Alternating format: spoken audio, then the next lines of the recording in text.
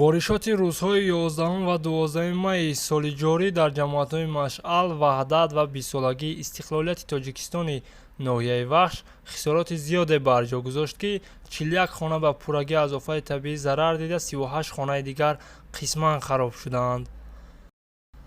ҳамчунин 1900 гектар замини зироати кишоварзии хоҷагиҳои деҳқонӣ ва заминҳои назди ҳавлигӣ пурра зери обулой мондаанд.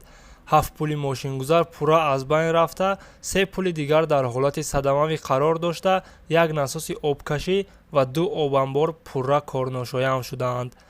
мутаассифона 1 нафар зани 80 сола ба ҳалокат расида, 35 сар чорвои аҳолӣ низ нобуд шуданд.